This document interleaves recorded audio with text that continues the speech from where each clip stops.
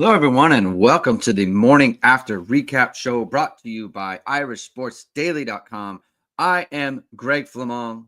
It's a great morning for Notre Dame fans. Notre Dame defeats Penn State 27-24, and they have a berth in the national championship game on the 20th of January. That's a Monday. They await their opponent, who will play tonight. That game will obviously be played between Texas and Ohio State to see who they're going to play, who their opponent's going to be. But that's not the main concern right now. The concern is that Notre Dame has now won 2 straight college football playoff major bowl games. They didn't win a major bowl game for 31 years. They have now won the Sugar Bowl, and they have won the Orange Bowl 7 days apart. It's a great time to be a Notre Dame fan. It's a great time to talk about Notre Dame football, to cover Notre Dame football, and everything in between. So thank you, everyone, for tuning into this show. If you like what you hear today, please hit the like button. Please hit subscribe. Please hit the notification bell so you know whatever it is. We are going to go live. Links to our podcasts are always in the description below. And as always, this show is brought to you by ESQ Clothing, which, of course, is founded by Notre Dame alum Ge Wang. You've seen ESQ on all your favorite Notre Dame players and coaches. With over a decade of making the best custom clothing available, ESQ will help you look and feel your best in 2024. From a perfect fitting suit or sport coat, shirt or bomber jacket, or the perfect tuxedo for wedding season, check out Ge's amazing work at esqclothing.com and book an appointment to upgrade your wardrobe today.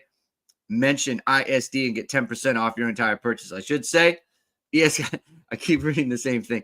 It is now 2025. ESQ will help you look and feel your best in 2025. It's a new year. It's a new you. It's a new Notre Dame football program. Notre Dame fans haven't had this in a very, very long time. I put out the tweet last night. It's something that was kind of in my mind, I guess throughout the year, right? And going into this game, and I think that for me, right, I've followed Notre Dame since I was 9 years old, right? I remember the 91 Orange Bowl when Rocket's return was called back for a touch, or called back for a clipping, the Phantom clip, right? And I literally remember that as a kid, going into my sister's room and crying because I felt like it was kind of taken away from Notre Dame. Rocket had done a great thing, and it was taken away, and I remember that, right? And so that's how long I've been following this team. And after the 94 Cotton Bowl, I guess, when Notre Dame beat Texas A&M, since then, I feel like Notre Dame hasn't had these moments. And Notre Dame fans have gone through countless postseasons, countless bowl games, countless big bowl games. Those bowl games where you want your team to show out. You know everyone's watching. It's the big moments. It's those key moments. You want your team to come through, and Notre Dame just hasn't in a very, very long time, right? And I think it weighs on fans. It has weighed on fans for that amount of time. And you just want the team to be that team. And I felt very strongly for like the second half of this year that this team was that team. And what we saw last night was, taking off your Notre Dame kind of blinders, taking off your Notre Dame kind of fandom. It was one of the great football games that will go down in the history of the sport, right? People will talk about this game for a very long time. Notre Dame falls down 10-0. They come back 17 unanswered. They take the lead 17-10 in the fourth quarter. Penn State scores 10 straight points from there, right? They go up 14 straight points from there. They go up 24-17. And, Riley Leonard's throwing interceptions and they lose the lead, and then they come back. They hit the one to Great House. And then Christian Gray makes the play to give Notre Dame the ball after they had to punt. Mitch Jeter kicks the field goal, and Notre Dame wins it basically at the buzzer. And it's why we love the sport. It's why we follow this. It's why people care so much, because of the excitement that you feel in moments like this. Notre Dame fans haven't felt this excitement in 30 years. And it's great to be a part of it. It's great to cover it. It's great to be a part of the coverage that I used to take in when I was a kid, when I was younger, when I was a young adult, when when I was in my 20s. It's great for me to be a part of sharing it with the fans and giving my perspective. And obviously, people, I don't really hide the fact that I'm a fan of this team, but I try to be professional and I try to give people the what's happening, and I try to do it in a professional way, right? So it's great to be a part of it, and it's great to share it with all of you on shows like this where we can talk about these great games. Vince King says, I completely gave up in the first half. Unbelievable turnaround. I'm shook, unreal. In Marcus, we trust. Yeah, I think it didn't look good at halftime. That's for sure. That's for sure. It did not look like it was trending very well. CFB Hertz says, all the talk about Aller's pick and the DB falling on Greathouse's touchdown. But I say Penn State lost that game in the first half. I think, well, what they did was they didn't capitalize in the moments that they were dominating Notre Dame. And they were dominating Notre Dame. Okay. To be very clear about that, they had that Notre Dame going into that 2-minute drive, they had 70 yards of offense. They could not move the ball. They were struggling to move the ball. Obviously, you don't have to tell anyone about this. The Steve Angeli possession when he comes in and, makes the throws that he's got to make, moves Notre Dame down the field when it looked bad. It looked real bad. Moved Notre Dame down the field. And not just that they got points. It's the fact that they hadn't really moved it to that point other than the long pass to Mitch Evans. They were getting dominated up front on both sides. Offensive line was getting dominated. Notre Dame's defensive line was getting dominated. And I think it showed Notre Dame they could have success against this team. I sent out the tweet that let me just get the numbers right. Notre Dame after Penn State went up 10-0. After Notre Dame, Penn State went up 10-0. They outscored Penn State 27-14, as everyone knows. Outgained Penn State 313-149. They gained 18 first downs. They converted 18 first downs to Penn State's 8. Outrushed Penn State 101-61. And Leonard plus Angeli went 15 of 19 for 204 yards, 1 touchdown, and 1 interception. They completely turned around the way that they were playing the football game. And Penn State gave them the opportunity to do that. Notre Dame kicked a field goal. It was halftime. Notre Dame scored a touchdown. After Penn State went up 10-0 to make it 2 scores, the next time they touched the ball, the game was tied. And I got to tell you, that sort of thing is demoralizing for an offense that had put in so much work, and then it was all gone. So I don't know how much Penn State lost it per se. What I would say is Notre Dame came out after halftime and completely took control of the way they wanted to play the football game, and they started to dominate. And, it's a great job by the coaching staff. It's a great job by the players. I think, listen, we got to give so much credit to Lauren Landau in this situation. I think he's taken a lot of heat for the injuries. But when you look at what they dominated Texas A&M in the fourth quarter, they dominated USC in the fourth quarter. They dominated, they came back to win in the fourth quarter. Certainly the second half against USC when they were able to go up 2 scores and then end the game on defense the way they did. They won the fourth quarter against Georgia. They won the fourth quarter last night. How does this team do it with the injuries that they have? They're obviously well-conditioned. They're obviously they have the strength. They have not broken down the way that we've seen other Notre Dame teams break down. When we've seen Notre Dame teams break down in game 12. And now that was game 15 last night. And they keep coming. They keep competing. It's great to see. It's great to see. Envy Irish says Penn State lost that game when they hired Small Game James.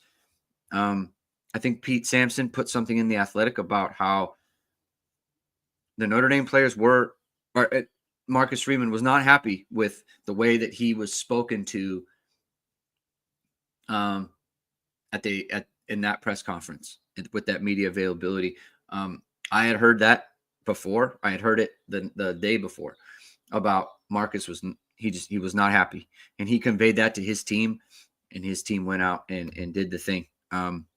Notre Dame is 3-0 against F plus teams in the top 10, 3-0 against top 10 F plus teams, 6-0 against F plus teams in the top 20.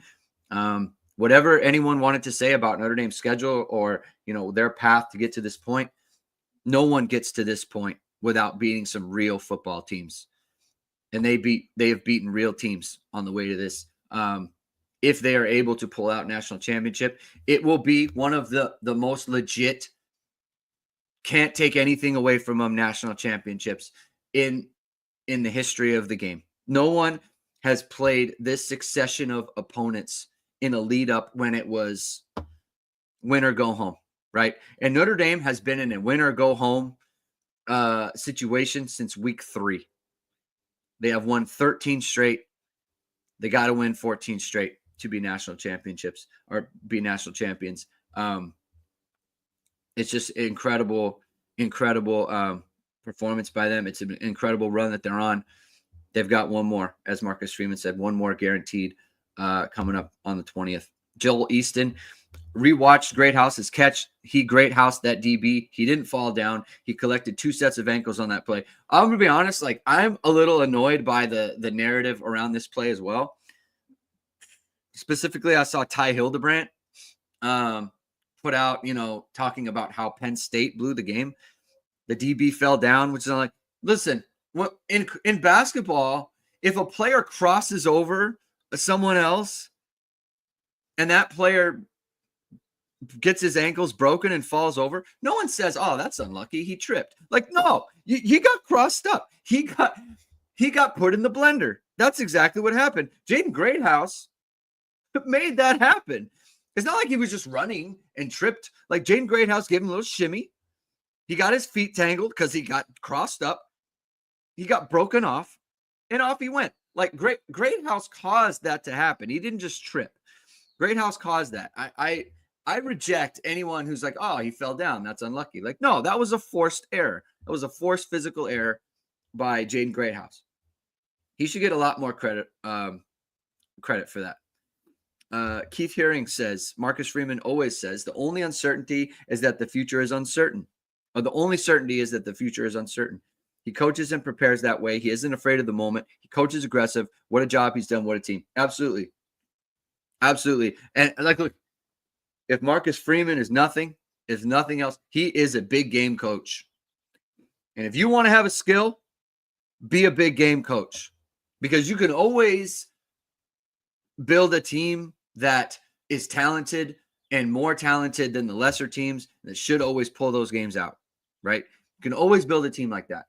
As we've seen with James Franklin, as we've seen with Brian Kelly, you can't always be a big game coach. You can't always be the type of coach that when you're playing talent, you find a way to get the most out of your talent. Marcus Freeman has done that countless times over and over again. He has never laid an egg in these big games. They've lost before, right? They lost against Ohio State last year. They lost against Ohio State the year before. They lost to USC in 2022, but they've never laid an egg. They've never come out and looked completely just ridiculous in a big game. We've seen that before from other coaches. We saw James Franklin last night. He didn't have it. He just didn't have it. And that's a credit to Marcus Freeman. It's a credit to his team. It's a credit to his staff. They made it happen. And they did. They did the thing. Rajon says, Greg said he couldn't watch the field on the field goal at the end of the game. Junior's dad is calmly taking a photo of it. No doubt in his mind. That's true. I couldn't watch. I walked away. I didn't want to watch it happen. Josh Pate now 0 for 5. Congratulations to him. Great job. Isaac K says, we all deserve this, Greg. Absolutely. Everyone who is in this chat, who has followed along our content throughout the year. I see a lot of familiar names. Some of you are here every time. You do deserve it. You follow along. You're the diehards. You earn every feeling that you have today. You earned it. This is your moment. I'm happy for all of you. Envy Irish says, McAfee now picking against Notre Dame is a bit. I love it. Yeah, McAfee knows this team is real. He knows it's a real team. Nathan Urbach. Nice to see you, Nathan. Let's go, Greg. Thank you for being here. I appreciate your support and your your viewership here. Steven Shulkowski. In recent bowl games, our offense was overmatched, and that was that. Except last night, that was not that. No, I mean, and look, I just, people on the Irish Sports Daily message board, I picked the game to be 34-30 in account of Notre Dame. I just thought they would play well offensively. I thought they would make the plays. I thought as much as the Georgia game was about the defense, special teams kind of bailing out the offense when they couldn't really do much. They ran the ball pretty well. They certainly didn't throw the ball that well, but like Riley Leonard was blood and guts in the run. Last night, he was able to throw the ball for the victory. And I think, like, I just had a feeling that they were going to do that. I had a feeling it was going to be about the offense going down and getting points when they needed it. And that's kind of what happened, and that's complimentary football for you. And that's complimentary football. It's what championship teams do. It's like I said to Jamie last night, like this team, again, for the last 30 years or whatever, I just feel like they go down the tunnel and they hit the play like a champion today sign. And we don't really get that. And this team plays like champions. They play like champions. Whether or not they can actually win it, that remains to be seen. We'll see who their opponent is. But they play like champions. And it's great to see. Isaac K says Abdul Carter couldn't grab the Angeli fumble because he had one arm. Yeah, and great play by Billy Schrauth to get in there and pull it away, right? It's a game-saving play. It truly is. Because to be honest, like not just that, there's enough time on the clock, Penn State, where they were on the field. They could have gone down and scored again, kicked a field goal or whatever it might be. I mean, it could have been a 6-point swing. Abdul Carter was unbelievable in this game. Unbelievable player. He had 7 total pressures in the game. The next most had 3. Dennis Sutton had 3. Abdul Carter had 7 by himself. 1 sack, 1 hit, 5 hurries. Let's see. The most pressures Notre Dame had came from KVA in the game. So he had some big moments, but Abdul Carter was a star. I thought he was a star. Like as build, he came through when his team needed him. He couldn't use his arm. He came through in a big way. Huge credit to him. He was kind of, I don't want to say he was talking before the game, but he was, kind of doing his Jedi thing and his Star Wars. He wrote Darth Vader on his eye black, which is like Darth Vader loses. So, I mean, I don't know. Darth Vader loses. Maybe go with Skywalker, Kenobi or something.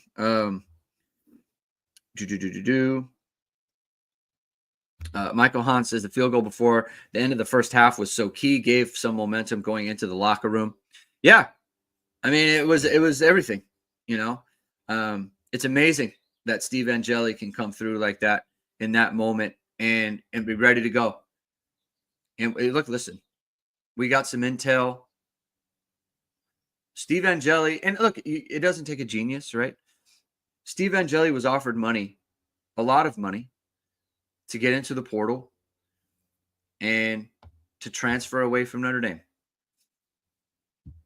And he didn't do it because what if Notre Dame needs me? And Penn State didn't get that from their quarterback. Their backup quarterback entered the portal, and maybe they could have used him at the goal line in that game, right? Steve Angeli stuck around. And you don't need confirmation of that. Like, that's obvious. That's an obvious thing that would happen, right? There's a few players on this team, I'm sure, that were also offered money. They didn't stick around. Three players in the portal for Notre Dame. Other teams are in the teens.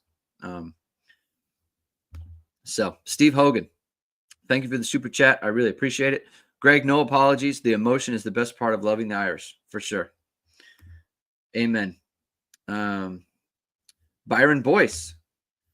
Greg, I like your takes on the secondary. Is number 15 the next dude? He gives up nothing game after game. Yes. Leonard Moore is in this game. 1 of 4 against Leonard Moore for 6 yards. 1 catch for 6 yards for Leonard Moore. In his last, let's see. Let's go back to let's see. Let's go back to the USC game, shall we? Let's go back to USC. Last 4 games for Leonard Moore.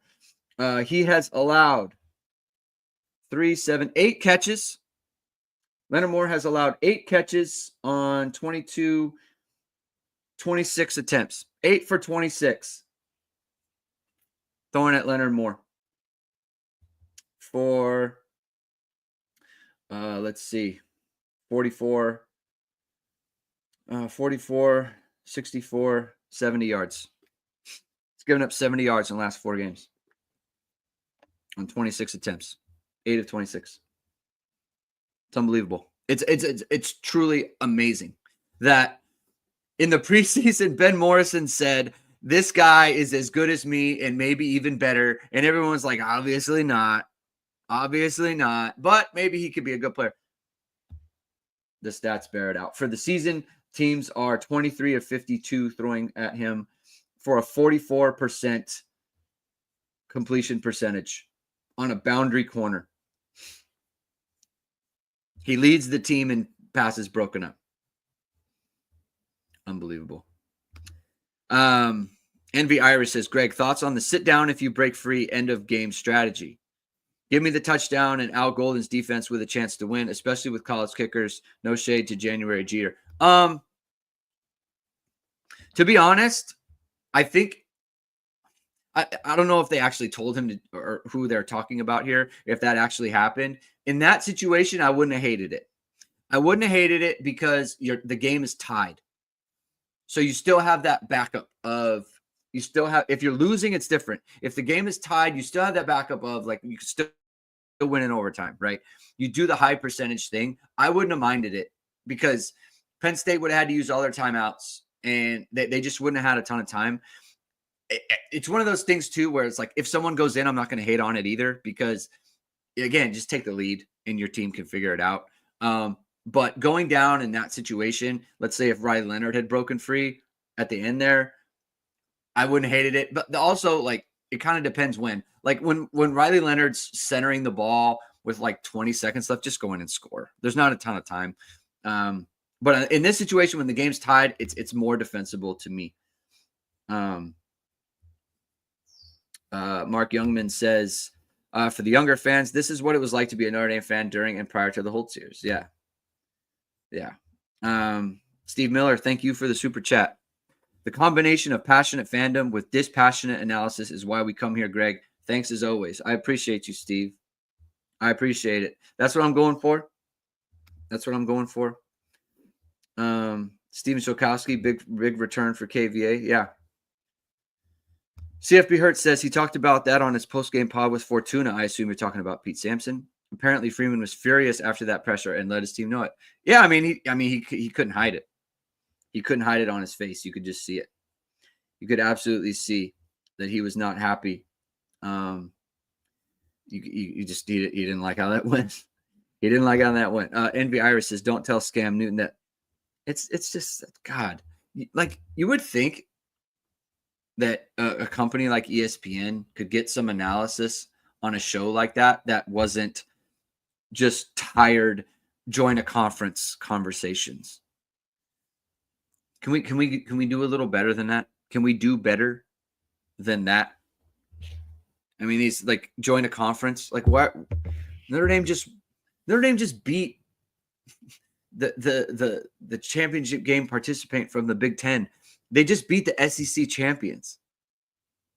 Why are we talking about this? Like, why is that given any airtime on a company like ESPN? It is so like low rent, like the type of thing that your uncle's brother brings up who doesn't barely follow the sport. It's like, that's the type of conversation that is. It's so pathetic. Fred Laskowski says, "Hi, Greg. I was able to witness the 89 championship game with my dad. I won't be in Atlanta, but I hope to see another championship game next week. There's something different about this team." There is something different about this team. That is true, Fred. It's completely it's what we've wanted for all this time. They are the thing that we've always wanted to see from this type of program and what was possible. And Marcus Freeman was able to get it out of them, you know? And he was able to make it happen. He was able to make it happen, and he has the special sauce. He truly does. His team believes in it. I mean, how can you deny that he has the special sauce, right? When, again, you have Tosh Baker come in, when you have Charles Jagusaw come in and play in this game, and you have guys like Aeneas Williams making this type of play, right? Over the shoulder catch against Kobe King. He's an all Big Ten performer. And you have Aeneas Williams making a huge play to get Notre Dame into the end zone in this game. You have Riley Leonard making plays for Notre Dame. It's great. It's great. He has it, and he has been able to bring it out of this team. It's great. Jeremiah Love. Yeah, I mean, incredible, right? On this touchdown run. I mean, how does he do it? PFF only has him down for 2 missed tackles. He broke 3 tackles on this play. Look at him. He's diving over players. He's reaching for the goal line. Just like, it's one of those things where it's like he was hurt. He shouldn't have played. He wouldn't have played, but he came out and played for his team. And then he made the big plays to get them into the end zone. Like, you need that from your special players. As good as Jadarian Price is, as good as Aeneas Williams is, those guys aren't making this touchdown. They are not scoring this touchdown. And it's like why you have Jeremiah Love on your team. And it's why you want him to come out there, no matter if he's 70%, 75%, whatever percent. You want him out there to just give you something that someone else can't give you. And he did it. Yeah, Mitch Jeter's dad is a dog, 100%.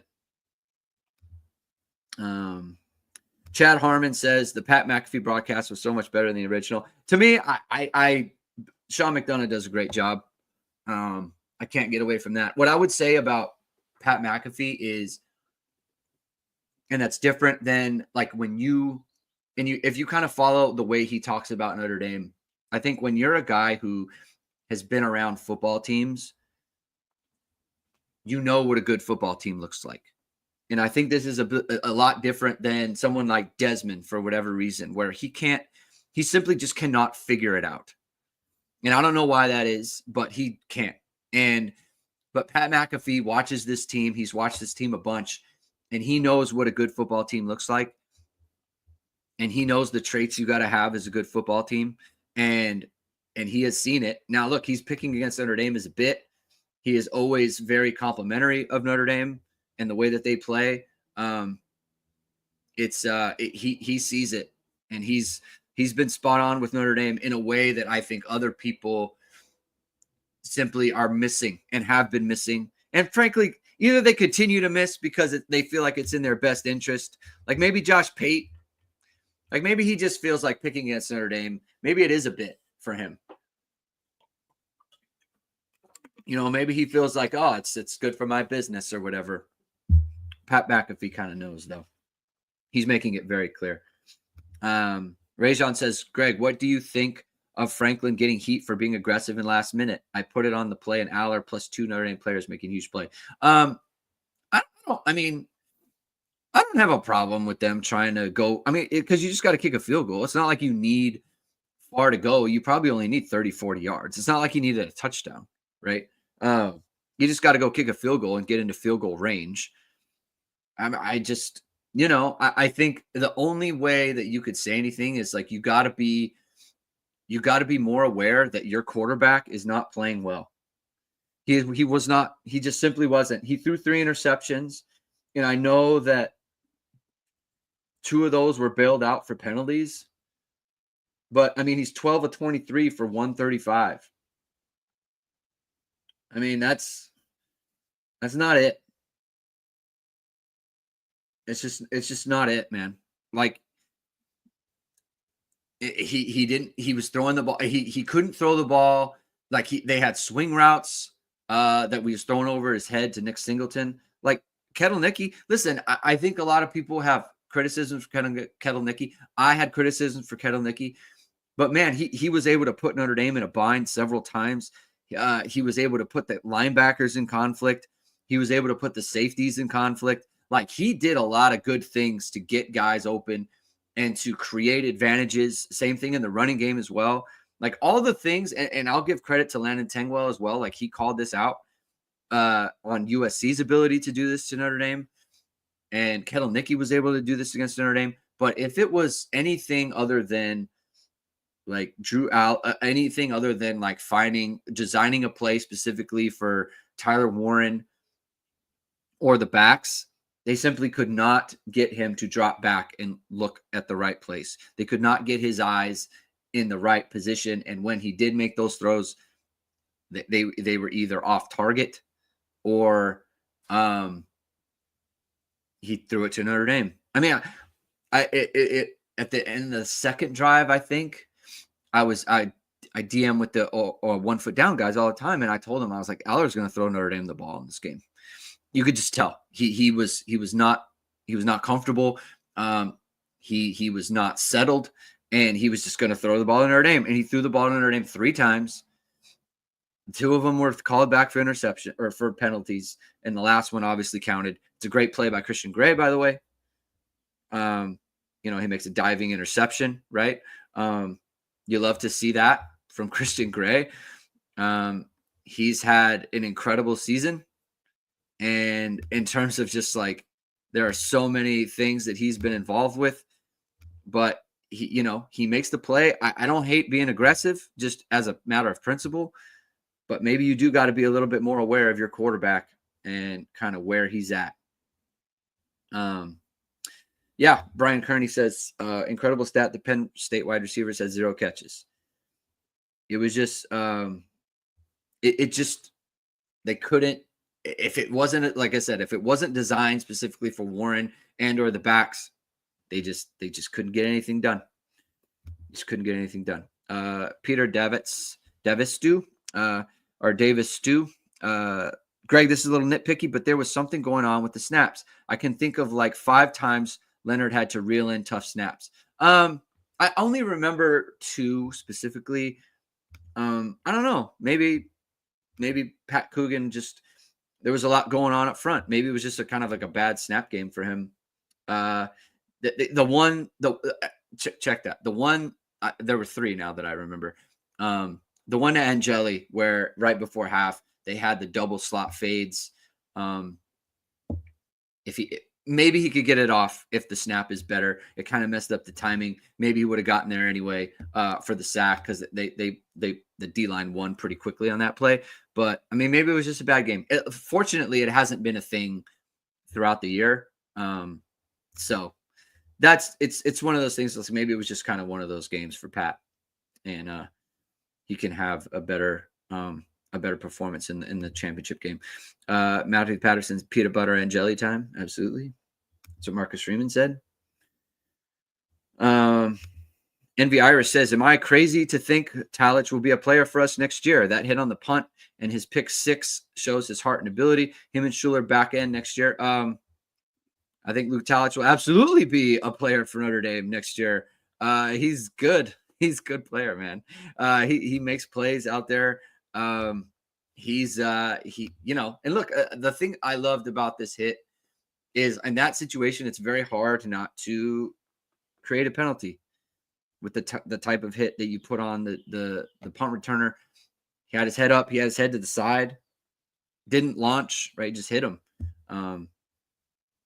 So look, he's a ball player. He's a ball player, and Notre Dame is fortunate to have him on the team. Envy Irish, Snead has been so impressive since he was in his feelings midseason. Yeah, I mean, he bounced back, right? And look, the Louisville game was a tough moment for him. He's bounced back, absolutely. He has been one of Notre Dame's better defensive players since after the bye. And you got to give him credit. You got to give Max Bulla credit for hanging in there with him and staying with it. And, everyone involved just kind of stayed the course and got it done. Alakino says KVA and Jalen Snead got busy. Absolutely. Just, big time performances. MNBRPG7 Happy for you, Greg, and happy for the Irish. This was a long time coming. Enjoy watching you and Yama every week. Appreciate you. We appreciate your continued attendance, and I appreciate everyone being here. Mark Yeoman says, hit the like. That's right, man. Hit the like button. Hit that like button. Subscribe to this channel if you haven't done so already. A lot of good content coming. We got a lot of good content coming. I've got a lot of today. I'm going to put up a lot of clips, man. There's a lot of clips from this game. Things I want to point out. Check me out on Twitter at Greg21 and 26 if you haven't done so already. Check out, I'm going to do a lot of breakdowns, play breakdowns, and things of that nature. It's going to be a lot of fun. David Solomon asks, what is the Notre Dame payout for winning the Orange Bowl? I think it's another $6 million, or maybe it was $8 million. Excuse me. They're at $20 million total that they have earned from going to the playoffs or from winning playoff games. Famously, as has been pointed out, they don't have to share that with anyone. Everyone says join a conference. Why don't you go independent? How about that? That sounds better to me. It's like, oh, you're making all this money and you don't have to share it. You should stop doing that. Why? Why should people stop doing that? Doesn't make sense.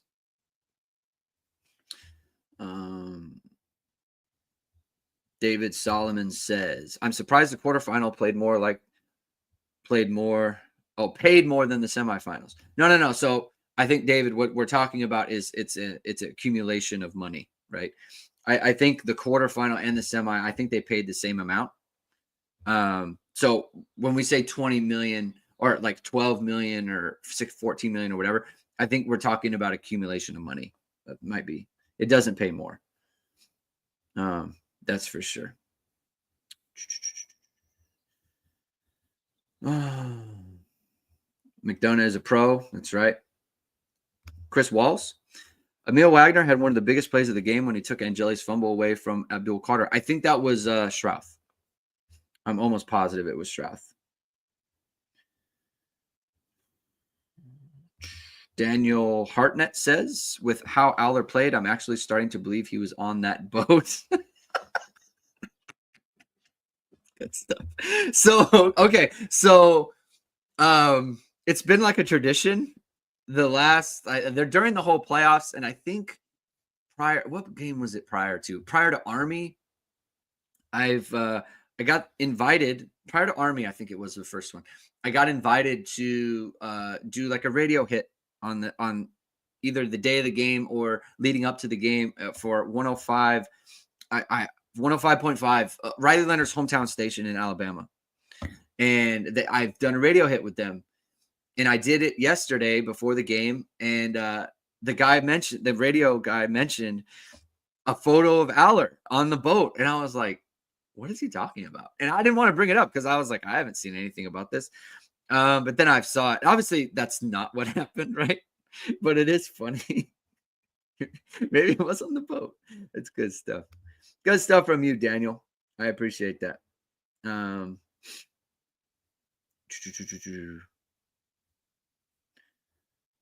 Steven Shulkowski says, how about the run by Aeneas inside the 5 after the big catch and the subsequent spot to move it back near the 5? Yeah, oh man, these freaking refs. What a disaster. He's never doing the wrong thing. Aeneas Williams, just an absolute star. 2 catches for 17 yards in the game. And 2 carries for 17 yards in the game. 5 catches for 66 yards. So what is that? 83 total yards in this game for Aeneas Williams, true freshman running back. 5 catches on 5 targets. He's never doing the wrong thing. Never, ever doing the wrong thing. John Eli says, how do you have 0 catches and -3 yards?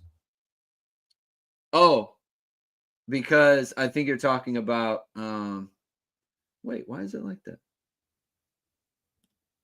There we go.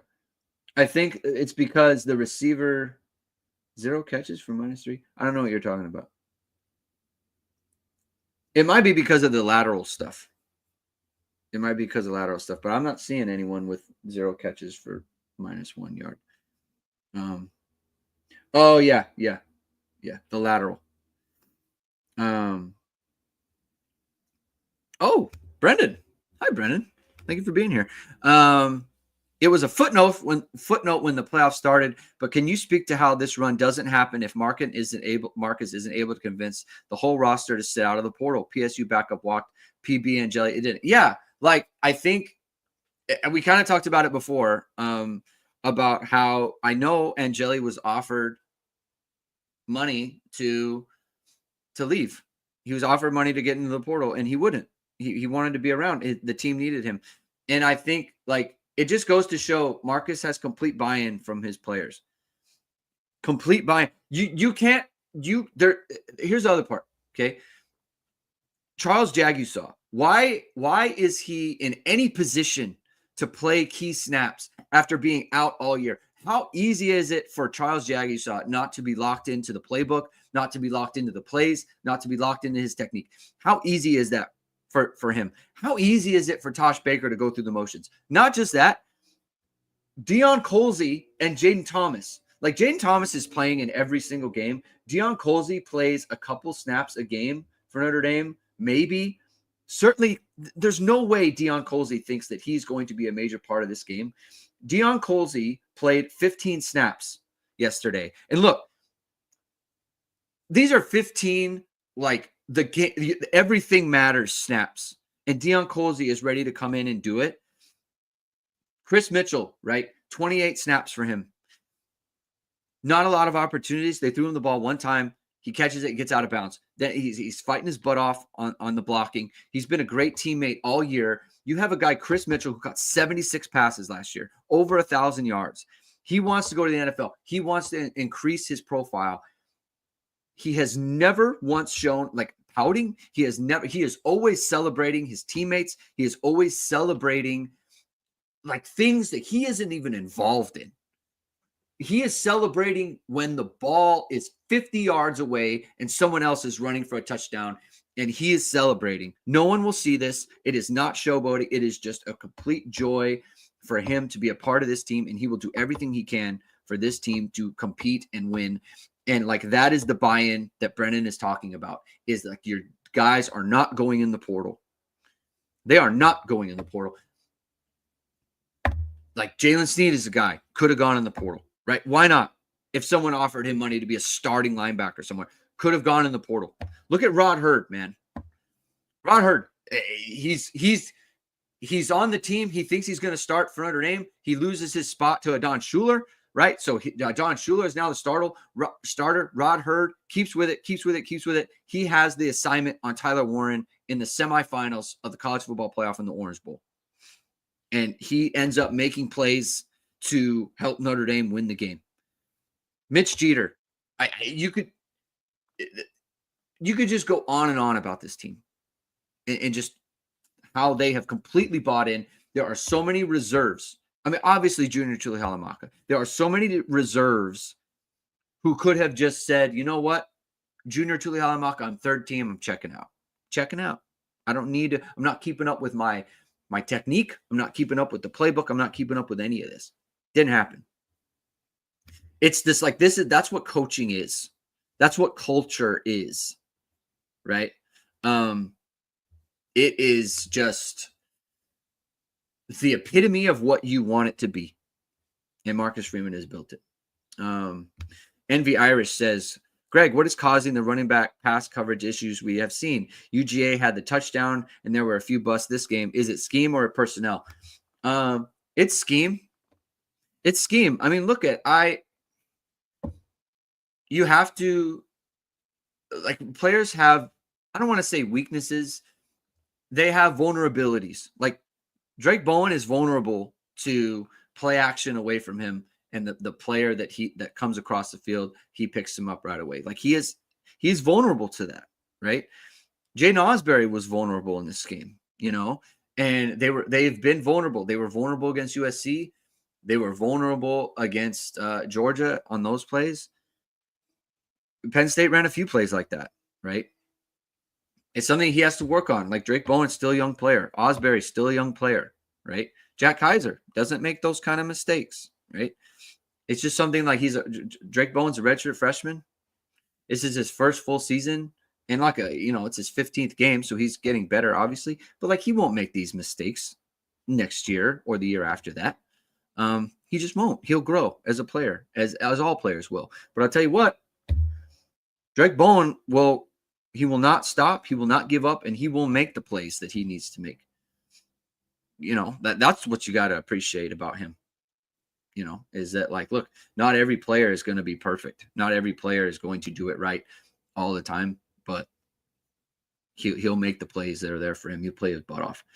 ND for Life says, hope the wildfires aren't anywhere near you, Greg. Yeah, so my in-laws, they had to evacuate. They had to stay in a hotel. My sister-in-law was with us on what day was it? Wednesday? Tuesday? She had to come with us. She's visiting from New York. She had to come with us. It was stressful there for 2 days. We weren't sure. The fires were right near them. We weren't sure if their house was going to be all right. They have been allowed to go back. I don't believe they've gone back because the air is awful, and it's just like the area is just kind of, you don't want to really be in the area, but their home appears to be safe at this point. The thing is, the air quality around here is really bad, right? So no one is playing outside. No one is doing all that. But like I've personally, like, I know people who are affected. My pod mate, Mike Muto, I had to, for the Untitled USC pod, I was texting him throughout the game because he couldn't watch because he was sitting on his roof because a fire had broken out very near him, and he was right outside the evacuation zone. The fire ended up going away from him. So it ended up going in the other direction, so he was able to stay. But like, he was sitting on his roof during the game. We had to text him like the updates. He couldn't watch because he wanted to see where the fire was going. So that's kind of what's going on right now. Like I know people who, like, I know people are friends of ours. Like, we know of people who have lost their homes. Where I grew up, like a lot of the people that I grew up with in the area, like where I grew up is right outside where it was. I don't live near there now. We live near the beach, but it was like people lost their homes. We know people who lost their homes, like completely lost. It's terrible. I mean, it's awful. It's awful to be out here, and it was awful what's going on. That's all I can say. It's really bad, right? It's unimaginable in that way. So that's what's going on. So thank you for the question and everything, and thank you for the thoughts and all that stuff. Envy Iris says, any updates on what happened to Collins? I asked Matt before I came on today. He said he had a sleeve on his calf, so maybe he had something with his calf. I know he started the game. I didn't come back, so we're gonna have to monitor that. We'll see what Marcus Freeman says soon. Matthew Patterson says, I saw the tweet that the cap is $20 million to earn. Notre Dame is maxed out. Yeah.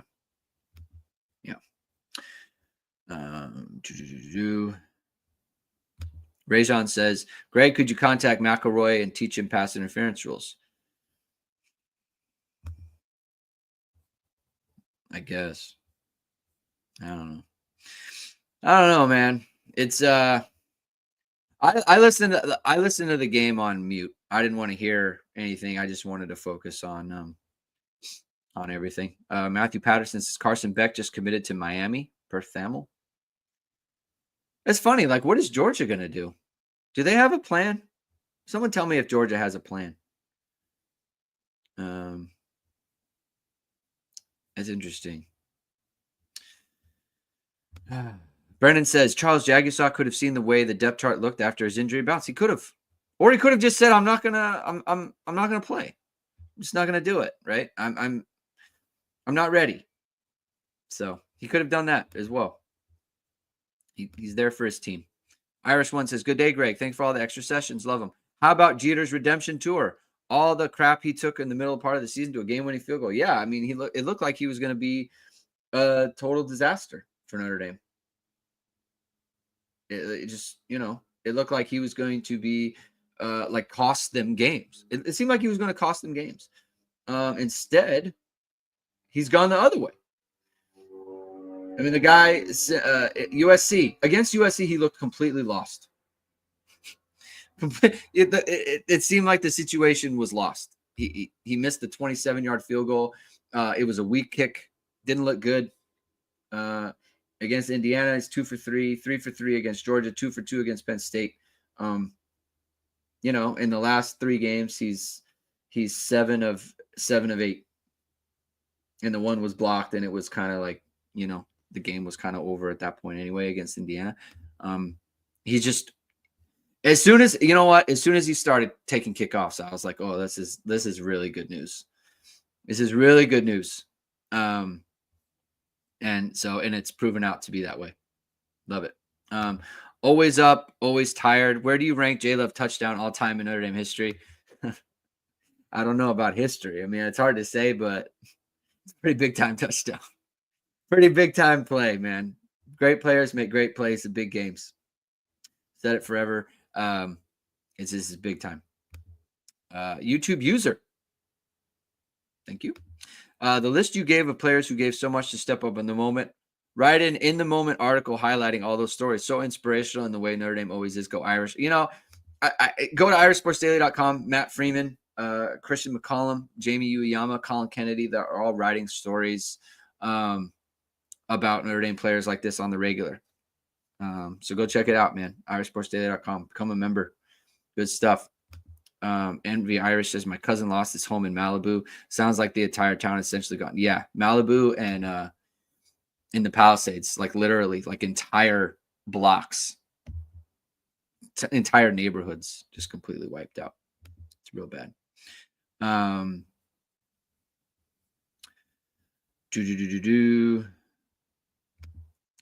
Always up, always tired. Can someone try to justify the horrible take Greg made about kneeling on the goal line instead of scoring the touchdown on that last drive?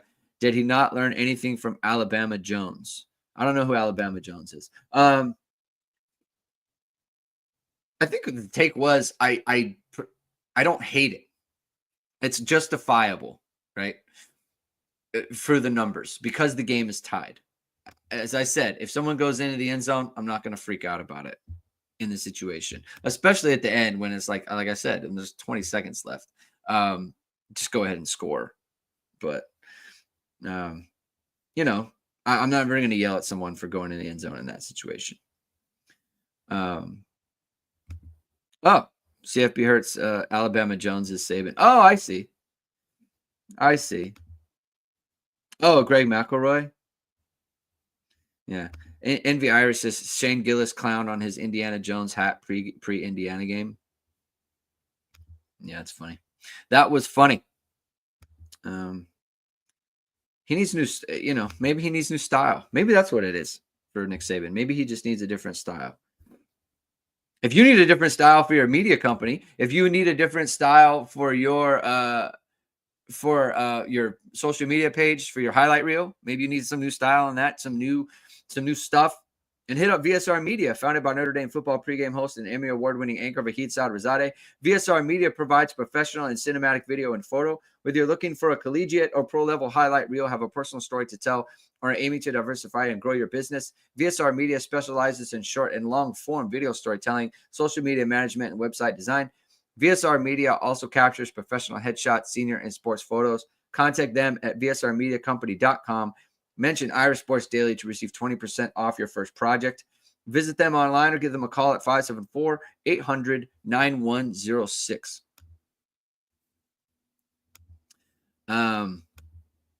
Should we talk about Riley Leonard being great in that second half? Look, he was struggling, right? I think a lot of people saw Angeli come in, and it's like maybe we just roll with him. Riley Leonard threw the ball great in that second half. I believe he was 9 of I don't want to go look it up. I don't want to mess it up. But he ended the game 15 of 23 for 223. All right, so just under 10 yards per attempt. One touchdown, obviously the two interceptions, but the 143.6 quarterback rating. Obviously, like as compared to Drew, like I think everyone like looks at Drew Aller and it's like Penn State has the better quarterback in this game. Drew Aller took 12 of 23, 135, 92.8 quarterback rating. That's not good, right? That's not good. Riley Leonard, 18 carries. Listen, 18 carries for 35 yards. Obviously, that's not great, but at the same time, like they were effective. They were effective yards that he was running for. 18 carries, like you're getting beat up, you're taking hits, you're running the ball inside. He ran for a touchdown in this game. I just like I think that people aren't really like giving as much credence to Riley Leonard in this game because, like, because the interceptions, right? And look at the interceptions are obviously not good, right? So he ran for 6 first downs in the game. Riley Leonard did. He ran. The only other player who ran for more first downs in the game was Nick Singleton. Look, again, the yardage is one thing. If you're running for first downs, you're moving the chains. I gotta give you credit for that. And I thought Riley Leonard, like the 35 yards does count sacks. Yes. So just pure rushing. Let me see if PFF has that where it's like with a sack adjusted. It says 17 for 41. Let me see if I can get some sack adjusted yards here. It doesn't show it. But yeah, I mean, he obviously lost a bunch of yards. I mean, he was sacked 4 times. So he's probably running for a little bit more than that, right? Just pure rushing yards. And like, again, 6 first downs for Riley Leonard. Like that's effective. That's effective. Tied for Nick Singleton for the most rushing first downs. And so with the 18 carries there, obviously 4 of those are sacks. You got 14 true carries or scrambles. It's like a great performance from him, and he came up big at the end. Obviously, he hits Greathouse, and look, the throw's got to be made. Obviously, Greathouse is wide open, but he made the throw. He made a couple throws to Greathouse there. I thought the throw to Greathouse on the third down to extend the drive on third down after Penn State goes up 24-17. Like Notre Dame was not really in position to go for it if they are incomplete on that play. If they are incomplete prior to that on that 3rd and 3 where he's rolling left, he scrambles left and he hits Greathouse on that and they extend the drive from there. If they're incomplete from there, they got to punt with like 6 minutes left. And it's like the way Penn State was running the ball in this game, like, are they going to get the ball back? Like, if you don't score there, you're kind of giving up any chance to win the game in regulation. Made the play to Greathouse. He made the other throw to Greathouse on the slot fade when Greathouse makes a great catch, right? He puts the ball exactly where he needs to for Greathouse to go up and make the play. Greathouse does go up and make the play. This was a great catch by Greathouse. It was a great throw by Riley Leonard. He hit Mitchell Evans when he needed to. He hit Aeneas Williams when he needed to on a perfect wheel route. It was a great throw to Mitchell Evans. I thought he made some great throws in this game. PFF only counted him for 1 big-time throw, which I don't understand. I mean, I can just think of 2, just right off the top. The throw to Evans, I can think of 3 right now. The throw to Evans, the throw to Williams, and the throw to, those are not like standard throws. Those are not like wide open receivers. Those are tough throws to make. And I thought Riley Leonard was the man in this game. And I think that when you think about Riley Leonard, the mental toughness on him is the thing that kind of carries the day. He is mentally tough, and he is someone who he's very open about his faith. He is very open about his religion and how he feels about that, and that is obviously something that works for him in getting him through these moments and into these big moments and making the plays that he has to make. Envy Irish says, who is taking these picks and where can we find them? Beautiful. Our guy, Rick for ISD Images, right? Rick Kimball. he is the man. Search for him on Twitter. But you can go to irishsportsdaily.com and his irishsportsdaily.com. His the photo gallery is up. Go check it out, man. There's a ton. There's a ton of those. He does a great job. And I love Rick, man. He's the nicest guy too. Every time I see him, he is just. I remember I saw him for the first time. My first ever game covering Notre Dame for Irish Sports Daily was the snow game in 2022 against Boston College. Excuse me, I gotta drink some water. The air is messing with my throat. The first ever game I covered for Irish Sports Daily, 2022 snow game against Boston College. I went down on the field right before everyone goes in the tunnel. And Rick's just there taking pictures covered in snow, just completely covered in snow. And he's just like a biggest smile on his face. He was so happy. Every time I see him, he's just glowing, bubbly guy. Love Rick, man. So look, go to irishsportsdaily.com. All these photos that I'm posting here, they're all up there. He's got some great ones, some absolutely great pics. He does a great job. Robert Hallecky says, this is the best season since 88, especially this season because so many players had to contribute. What a time to be Irish right now, and the best thing for me is to get to share these moments with my dad. Amen to you, brother. Very happy for you. I know you've been through a lot. The last year or so, health and all that stuff, and you contribute to the show. You're a great guy. We talk offline. It's great stuff, man. I'm happy for you, and I'm happy for your family. And I'm happy that you get to share it with him. Patrick Carter says the Buckeyes are going to eviscerate Texas. Look, if they play the way they've been playing, they're tough because they've got the wideouts, they've got the O-line, they've got the running backs. Will Howard's playing at a high level. They've got according to F+, they've got the #1 defense in college football. They just on paper, they're a tough haul, man. They are a good football team. I'm not gonna if it is Ohio State that Notre Dame plays, I'm not gonna pick against Notre Dame. Ohio State is better than them, though. They have been better than them throughout the year, but I will say, look, they lost to Michigan, and sometimes I don't want to go too far back because it's like the Nebraska game. It's like that was so long ago. It's not really relevant. Michigan game wasn't that long ago. It was not that long ago, and I'll tell you, Marcus, just those guys will be ready to go. They will be ready to go, and they will give Ohio State the game. If the spread is I was listening to Cover 3 and they were talking about the spread being 12 or 11 or whatever. Nah, man, Notre Dame's not losing by that much. This game will be close. That game will be close. Marcus Freeman's not getting blown out. No way. They don't have it in them, which is great. But Ohio State's better than Notre Dame. Just full stop. They are. But look, when you're in the national championship game, you get to this point. I think Marcus Freeman has his team believing.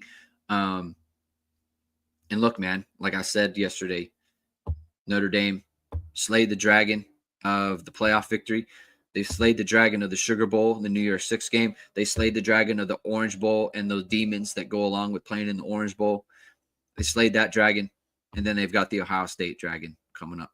If it's them. If it's Texas, I think Texas has a very good defense. They have a very, very good defense. I think Al Golden could do a number on Quinn Ewers, man. If Texas finds a way to get past Ohio State, I think Al Golden can do something on Quinn Ewers. And I think he can get Quinn Ewers to throw him the ball. That's what I think. So, yeah, I just we'll see, though. I'm not going to sit here and root against Ohio State or whatever. It's just whatever happens, man. It's kind of acquire the mentality of Marcus Freeman and just say, whatever it is, that's great for us. It's great for Notre Dame. Whatever it is, it's great. It's a great opportunity. Brendan says, many people are saying that James Franklin is the Michael Jordan of Brian Kelly's.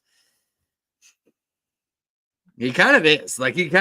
He kind of is like Brian Kelly on steroids. And I said it was I think CFB Hertz put it in the chat, like Penn State made the semifinals of the playoffs and really didn't accomplish anything. 0-3 against top 10 F plus. Every game that they played that it was like a toss up or like a team against of equal talent or a little bit more talent, every single time they played that team, they lost in a different kind of way too. And you can't even do the thing where it's like Notre Dame fluked into it. Notre Dame had more total yards. They had more first downs. They made more plays. I don't know what success rate will be, but I mean, they both average 5.2 yards per play, but you can't sit there and be like, oh yeah, like we were the better team. Like actually you weren't, especially in winning time. And not just that, but then you got bailed out twice by like penalties on interceptions that were just kind of like, CFB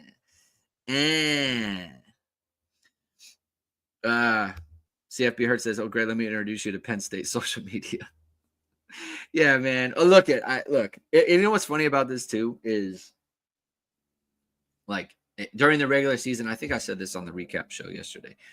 Like during the regular season, no opposing fans really popped into the mentions at all. Maybe Louisville a little bit, and maybe Texas A&M a little bit as well. But after Louisville, like no one's really popping in to talk, right? Saying anything. I can just kind of post what I want and move on with my day. When the playoffs started, Indiana fans popping in the mentions, just kind of talking mess. And like clearly not knowing, right? Like you don't really know. Like you haven't followed Notre Dame. You don't know what Notre Dame's about. Like you kind of like you're the type of person that listens to like national media and talks about Notre Dame's schedule and on and on and on. And everyone kept bringing up NIU, and I kept saying, like, that team is gone. That team is not what you're getting. I'm sorry. It just isn't. And so the IU fans came, and then they went. And then the Georgia fans came talking about they don't know, Xavier Watts isn't the best player on the field or the best safety in the Sugar Bowl, let alone the nation. And I don't even know who Adon Schuler is, and on and on and on. And you guys can't do this, and, you're about to see, and on and on. And they went away. And then it was Penn State fans with the same stuff and doing the same thing. And now they get to go away. And I won't hear from them again. It's kind of funny. It's kind of a fun time. Envy Iris says, your boy Landon was out of control last night. Hopefully once he has some time to process, you guys can get him back on to talk about the championship and what he sees. Dude is a great follow. Yeah, I mean, look, it's his alma mater. He was recently a player. During in-game stuff, that's fine. Whatever's going on is good. I saw some of it. I'm not going to bang him too hard for that. It's an emotional time, right? As my friend Brendan knows. Sometimes I get a little upset in the DMs. And by the way, man, those guys, I meant to come on the show last night. They always record for like 2 hours. And then they end the show with like after an hour. Maybe they had to go to bed. It was like 2 a.m, granted. But still, wanted to go on with those guys. I'll have to go on soon. Let's see. Talked about Riley Leonard. Talked about Drew Aller. Talk about Jaden Greathouse. 7 catches on 7 targets for Jaden Greathouse. Just a big time game. Hey, it was a Jaden Greathouse game, right? Every game there was someone who did something that they haven't done. In the previous game, it was RJ Oben, and then it was Jaden Harrison on the kickoff return, made plays. Jaden Greathouse, the first 100-yard game for a Notre Dame player this year. The longest catch of the year for a Notre Dame wide receiver at 54 yards. The last 100-yard game was the Sun Bowl for Jordan Faison. So just big time, right? A big time performance from Jaden Greathouse in this game. Talked about a bunch of Notre Dame players. It's just, again, a great night for the program, a great night for Marcus Freeman and his team and his coaching. Rajon says Mitchell Evans had a good game. Yeah, got banged up late. Mitchell Evans, let me see, 5 catches for 58 yards, 9 targets. I mean, look at Mitchell Evans goes 5 for 58. Tyler Warren goes 6 for 75. Obviously, Tyler Warren has the 21 yards rushing, right, and just generally just a more dangerous player. But look, for Mitchell Evans to have 1 less catch and 17 less yards than Tyler Warren, I don't want to say he matched him or anything because he didn't, but it's a good performance from Mitchell Evans in a big time spot. Let's see, YouTube user, damn Greg, you made me vary myself. Get yours. Maybe you got an ISD membership. About time you guys are the best. Hopefully you did. Hopefully you did sign up with ISD. We do a good job, and I'm proud of what we do, and I'm proud of everything that we put out there, man. I think Matt is the best.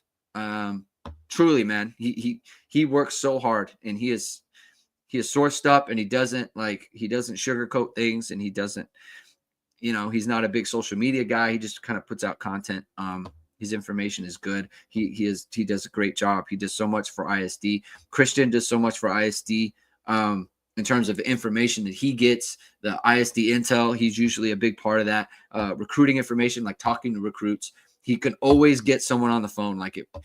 It's amazing how a player will commit and it's like, oh yeah, I got him, or I got this guy, or like we find out they're about to commit and he gets on it, right? Like he does such a great job for us.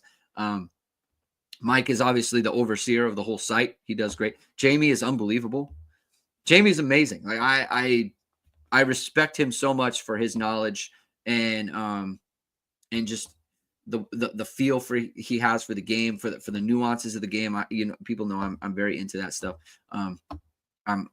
He does great. Colin Kennedy is writing for us as well, and he does a great job. He wrote a gamer yesterday. So it's just I'm proud to be a part of it, man. And like I said at the top, for me, it's a treat to be able to cover this in a way and give people the kind of I say content, but I like to view it as information, right?